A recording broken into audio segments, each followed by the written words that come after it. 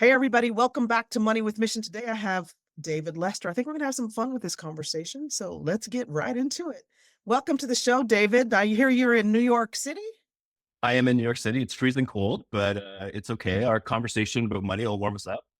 Of course, or for some of us, it brings us down, but that's what we're working against right now is we're working to make money a conversation like talking about the groceries in the grocery store. Like let's just talk about it. It's just a word. How did you get here? Talk about your money story and just David Lester's whole career to money at this point. Yeah, I started as a banker. My first job was at Merrill Lynch a while ago. And even when I was a kid, I always wanted to be a banker. When I was at college, I studied for my exams while I was in university. So I was so excited to get into that world. And I did. I met these really successful, interesting people that had made a lot of money.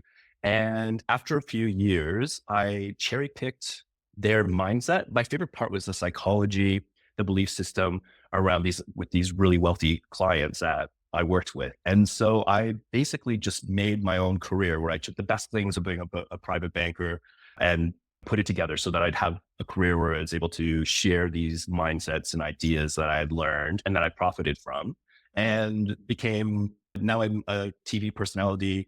I'll do local news when the stock market's going down. I've written a few books. I teach at Christie's Artist Investment in the Okay. auction house. Okay. So I literally did a smorgasbord of everything that I loved in life and created a career out of that. So it's my purpose is to help people with money and take on these belief systems that I learned such a long time ago. Perfect. Before you were a banker, did you come from money? Did your family teach you about money? How did you learn about money as a child and getting up to the point of college and becoming a banker? I did. My family was well off, but we were waspy, so we didn't talk about money. So I didn't really understand how all these things work together. And I remember being really interested. My parents didn't work in finance, but I could see other family members or my parents' financial planner that had this amazing car or this nice lifestyle and fancy suits. And so there was something in that I was like, oh, I want to find out more. And when I was a kid, I used to play banker. I used to roll coins. I used to love going to the bank, and I'd always ask my favorite bank managers if I could go into the vault. Okay. Okay. They wouldn't let me try on the tiaras and the jewels, but at least I got to go back there and I would think about it. So yeah, I think it was because my parents didn't really speak about it. It was this mysterious thing that I was interested in getting right into the weeds and understanding what made people's lifestyle so drastically different. Why does that financial planner have this amazing car and a lot of people don't? So really young, I saw the discrepancies, and like we were talking about, there's no one that really speaks about money. So I wanted to get right in there and understand really how it worked. So it sounds like you did learn, you learned about that. At least there's such a thing as a financial planner. I didn't think I even knew that when I got out of college. Like you go to work, you make money.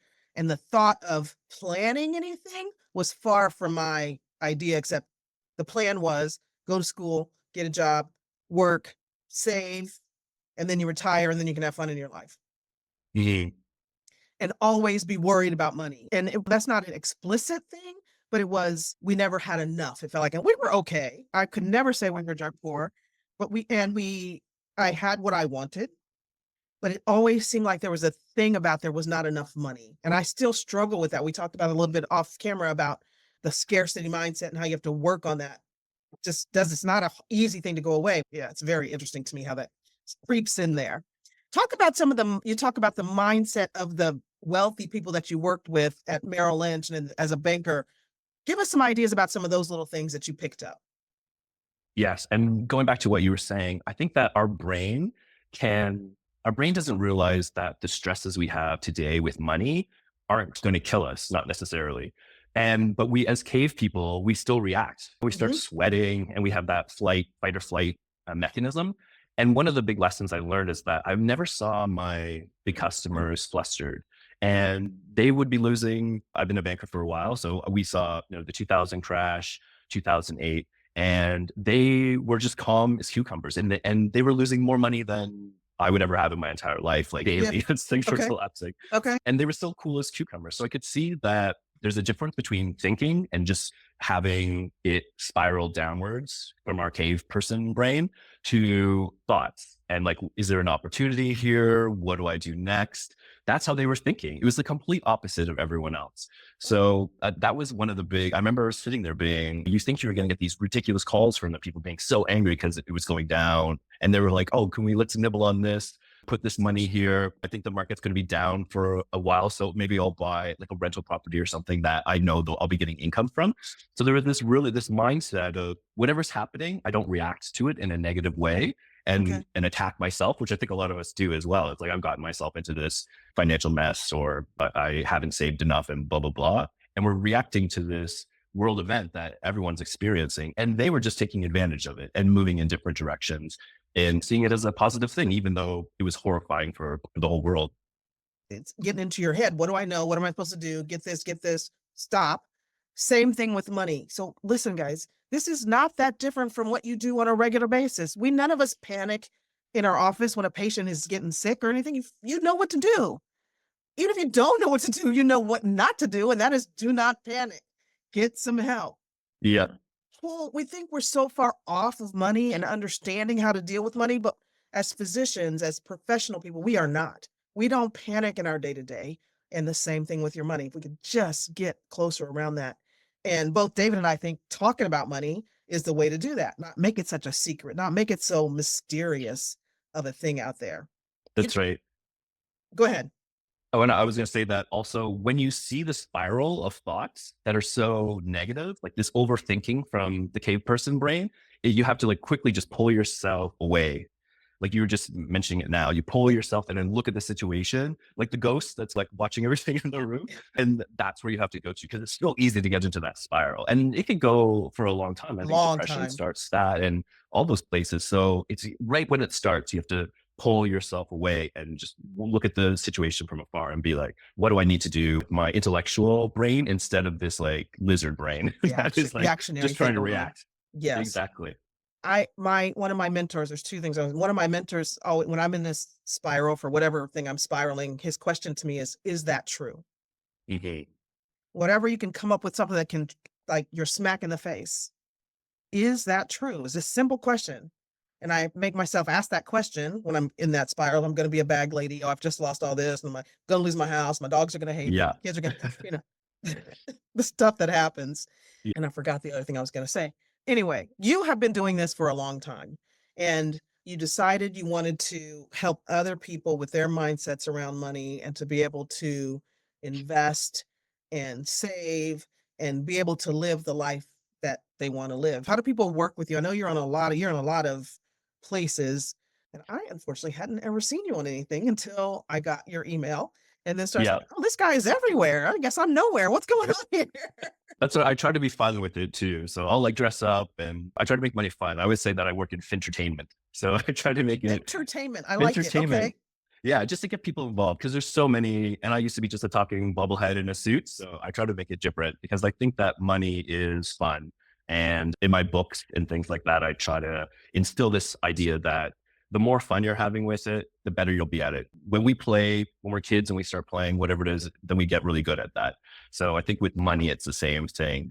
And right now, just because we were talking about this before as well, it seems like such a dystopian world with all this negativity. We're talking about California and everything that's going on. And so I activated my PR people and I was like, this is the way, I think the best way to deal with an uncertain future is to push your energy instead of just receive it. And so my PR people are getting me on TV and I'm speaking and doing all these podcasts and things like that. First to like help people, because I think that everyone needs to focus. It's great to focus on something, career, business, something like that, our purpose, so that we can push our energy instead of just being like taking the hits from everything that's constantly changing every other day. And you need a bit of stability in one area of your life, I think, just to help you get through these uncertain times. So it's helping me as well. Like me helping other people be better with their money and change belief systems is my way of coping with my anxiety as well. That's your stationary spot. That's where you're That's going to right. sit. That's what I'm going to watch every time I spin around. Oh yeah, it's still right there. Got it. Exactly. Go into a little bit more about push your energy as opposed to, I don't know that I understand that. And I want to make sure everybody else understands what you mean by that. For sure. I think that a lot of times, like with social media or anything like that, you just sit and you absorb it, right? You just watch, especially with like TikTok or Instagram or Facebook, it knows it's constantly watching you, it's studying you. So it's like feeding you all these things, Yeah. which again makes our lizard brain go crazy. It's like purposely trying to make like, react, get us to react so we watch more. And if you stop, if you want to be a chef, you have a business, I'm a financial expert, you're a money with mission Mhm, doctor. And mhm. so we figure out what we're doing, and then you push content. So you're by you being the one that's pushing videos and doing these podcasts, it changes the energy from you just sitting and absorbing all these things to, and it's like electricity. Electricity is always coming into your home.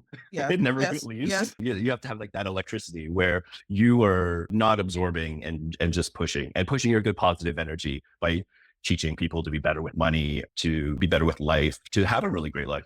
Okay. So let's put that to somebody out there. Let's talk about our fictional person who has just been going along, and here in 2025 they decide they want to get their money thing together. But oh my gosh, we got a new administration coming in. What are they going to do? How are they going to affect me? And oh my gosh, there's all these fires. Now how's that going to affect anything? And oh my gosh, climate change, and all the things going on. How does the person who just decided they're going to get their financial life in order start pushing their energy? Yeah, I think that, well, there's lots of things you can do. You can start reading financial books. Start with even with the simplest thing because it could seem really overwhelming. So you could Mhm. start with a budget.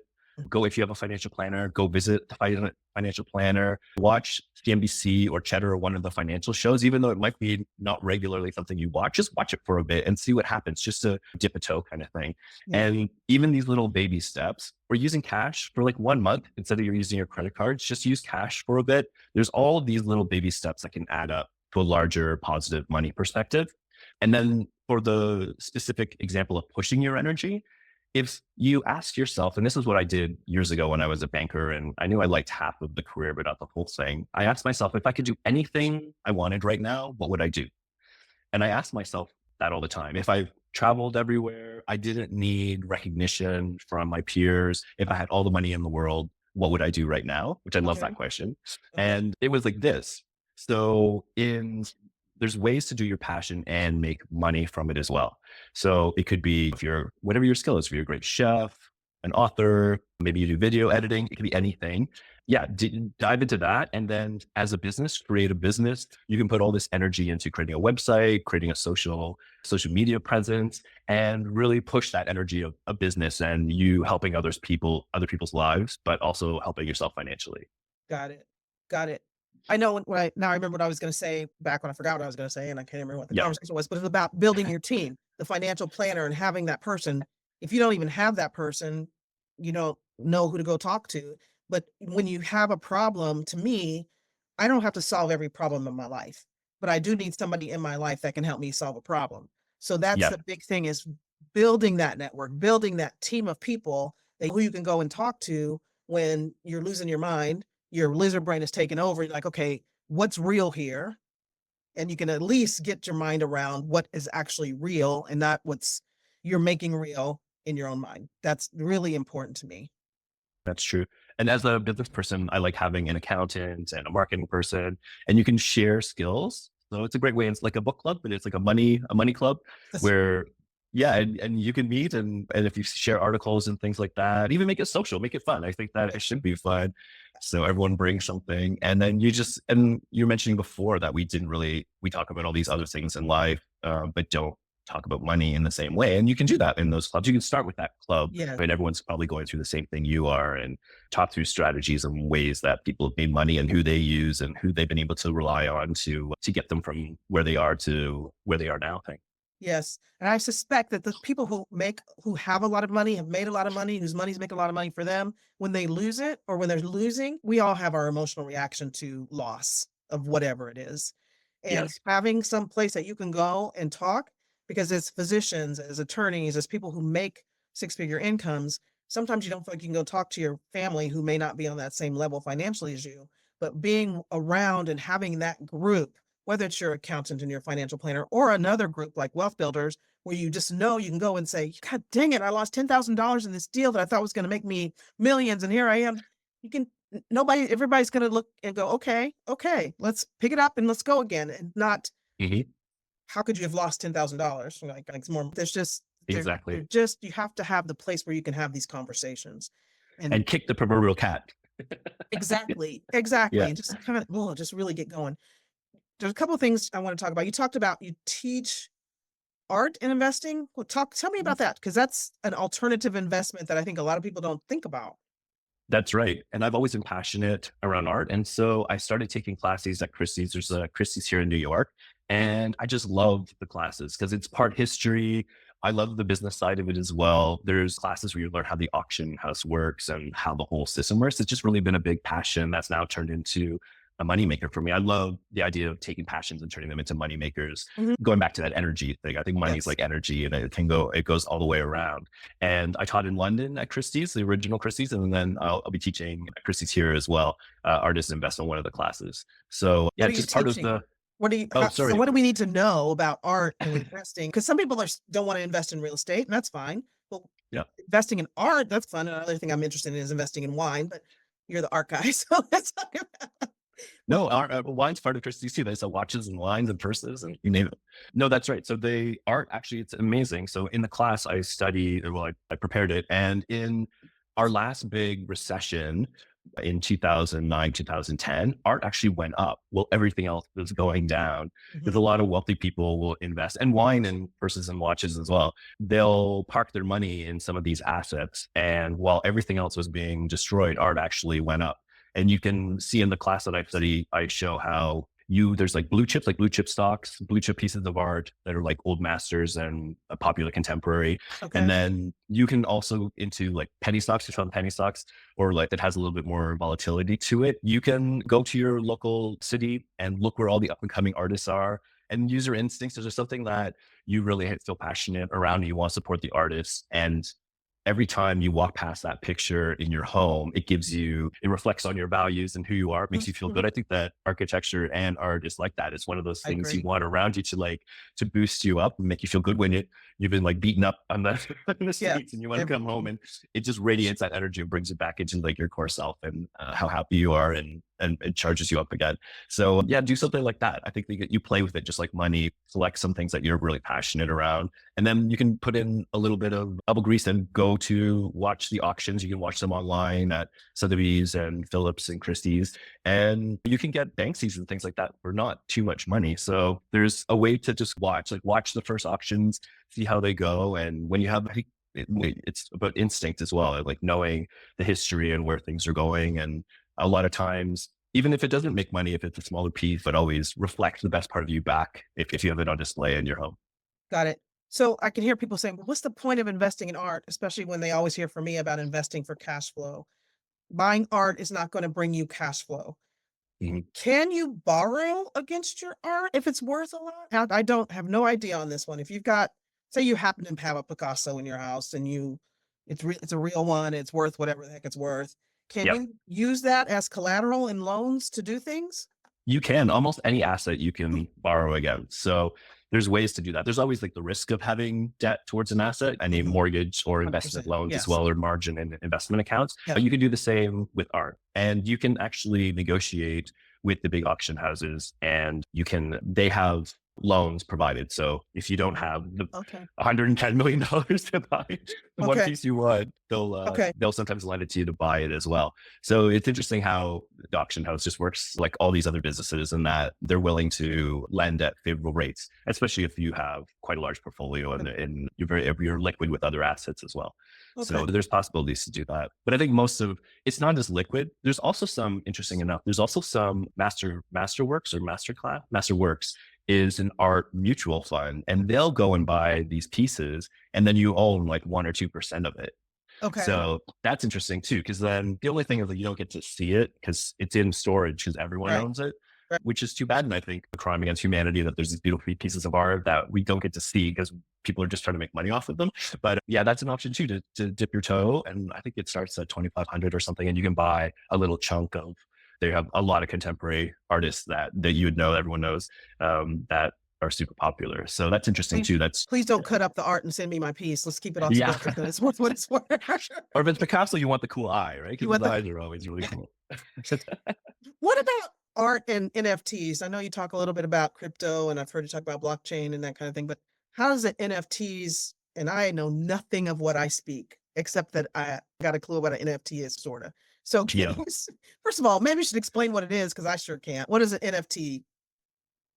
So it stands for non-fungible token, fungible token. And it's basically like, so I like Bitcoins. So a cryptocurrency where it's a monetary system that is on the internet and it's not centralized anywhere. So Right. everyone, it's almost like email. Anyone who has a computer can send emails back and forth, and crypto works in the same way.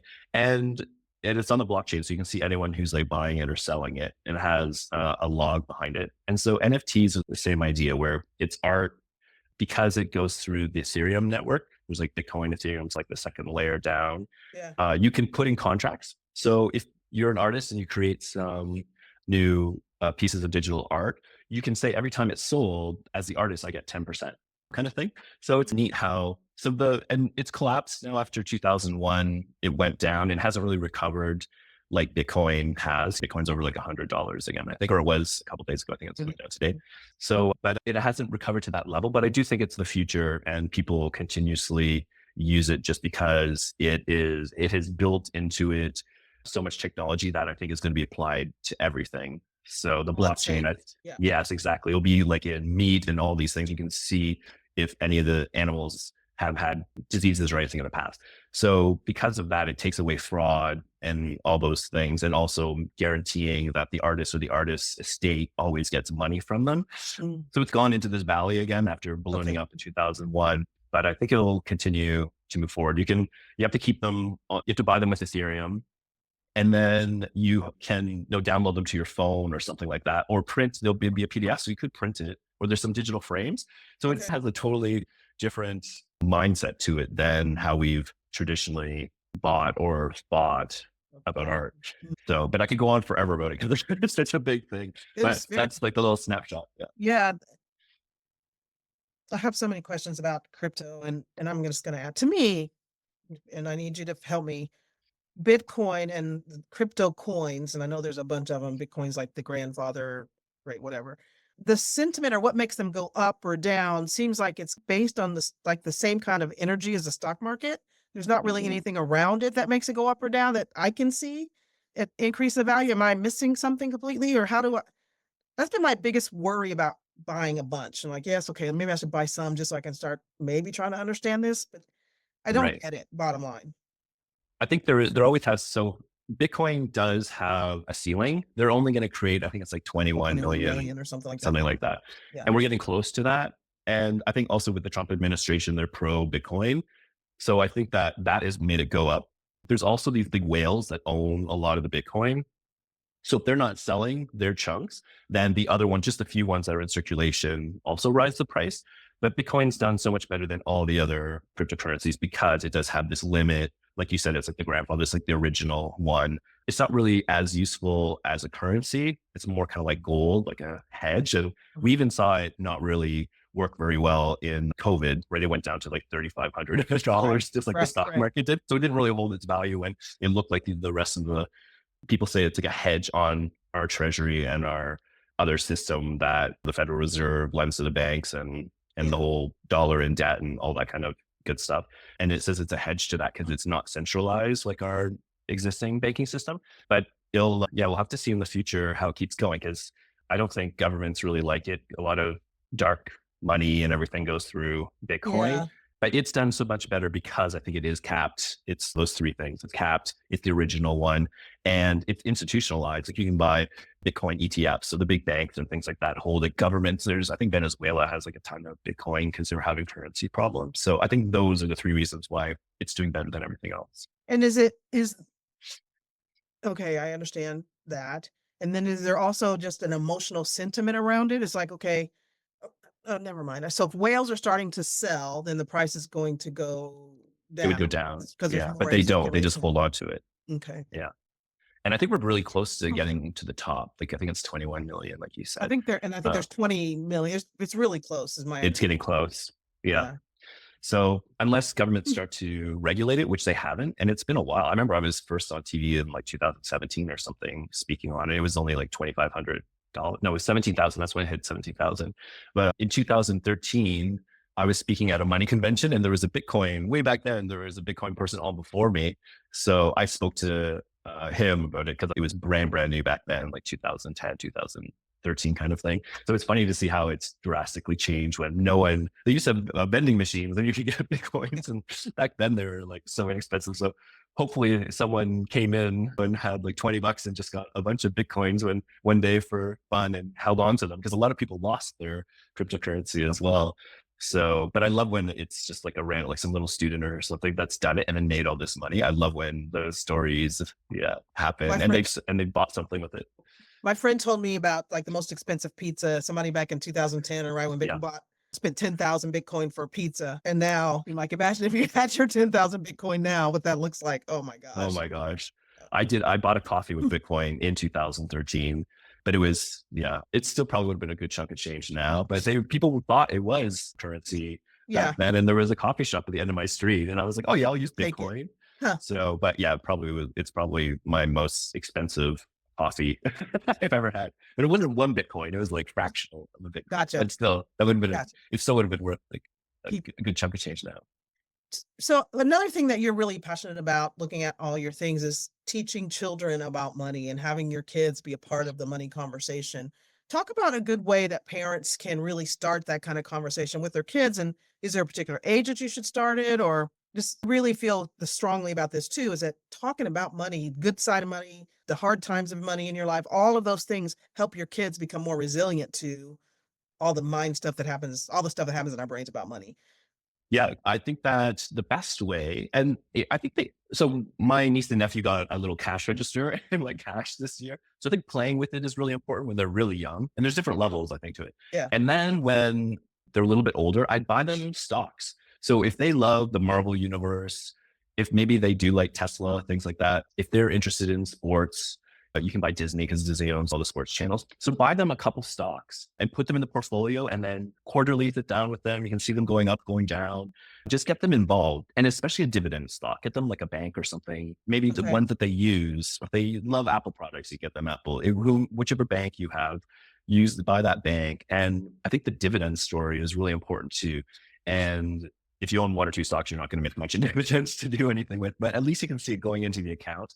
And I think that is a priceless story to have a 9-year old or a 10-year old with like a little stock portfolio, even if it's one share for each company, and watch dividends go into their accounts and watch them go up and down with the market, and or even take them to the bank with you when you're redoing your mortgage or all these different little life insurance. I think people really Yeah. don't have enough life insurance and it can really blow you up in your family.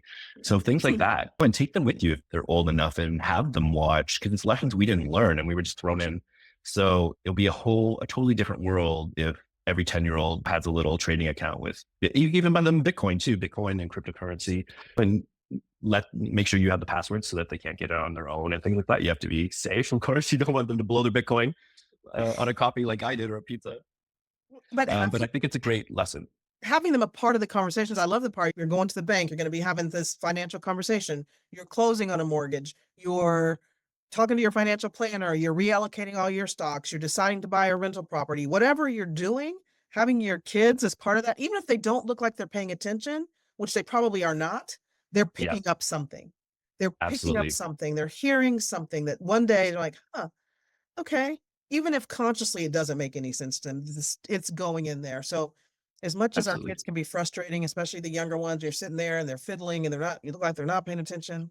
Know that something, as long as they're quiet and fiddling or on whatever device they're on, they're hearing something. So I agree with you. Getting them involved very early, one way or another, and having the conversation, even if it's a quarterly conversation about what they've got in their portfolio. What are they thinking about doing with it? What's the point of it to them? Why do they want to make money? What's the big deal about having all those kinds of conversations just makes it more normal and less of a big scary thing once you really have to deal with it yourself. Absolutely. And all the things that we don't learn how to do, or most people don't know how to do, like budgeting, starting business. I think people are afraid to start a business too. So if there's some way that they can have a comic book stand car wash, all these little fun things you can do and still make some change lemonade stand.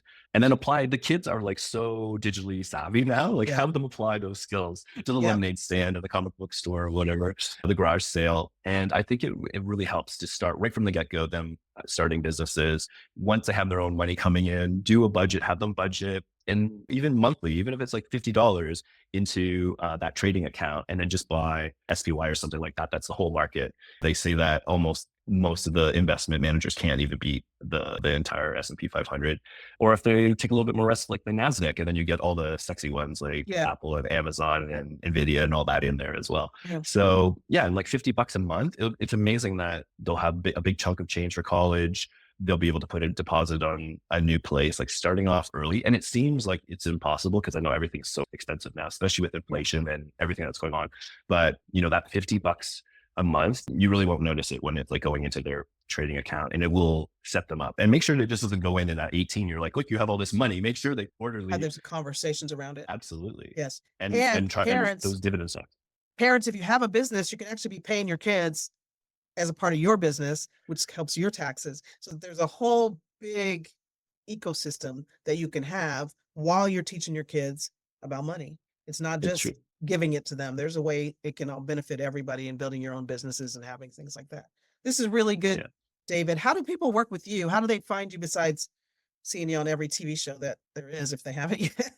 Yeah, we do. I do coaching as well. I have a wealth coaching program that I help people kind of design and implement their ultimate life. Like it's basically I did it. I'm like not just a president, I'm also a client kind of thing. Okay. So I Okay. apply what I did to myself to help people just optimize all areas of their financial life. So yeah, you can reach out to DCL, my website, dclcapital.com, or David Lester Money is my Instagram handle. So it's easy to, yeah, to find me. Stuff will be in the show notes, you guys. Who is the Amazing. perfect person for you to work with? Normally with, yeah, I try to help everyone because that's my purpose. We were talking We about all purpose do. Yeah. before. Yeah. So, but just the way that finances work, the more assets you have, from my experience, it's easier for me to work with more assets. So yeah, the perfect kind of customer does have some assets to work with because I can optimize them Yeah. easier. But if someone is really excited and has this great idea, then I can lean on my financial or my career goals with them. So I optimize it depending on what they want to achieve. So what I heard is if you have assets, David can help with making sure those are doing the best for you. If you want assets, Yeah, talk to David so that you can start building your portfolio of the things that are making money for you. Definition of absolutely. asset, it gives you money. So Yep. all of his contact information is going to be in the show notes. And if you follow David, I'm sure you'll know when he's going to be on the next TV program and all that kind of stuff so that you can watch him live. He does a good job, you guys. Oh, thank you. It's fun to watch. It's not the dry. I'm going to say sometimes CNBC is dry. I'm like, oh my gosh, if I want to go to sleep, turn that on. David will wake you up. Okay. That's right. Right. I try to do my money shimmy as much as I can. Try to get them, you know, So good. my Thank my you so milkshake much brings for all the being money boys here. in the yard. Thank you, you It was guys. so And lovely chatting with you. we'll see you guys next week.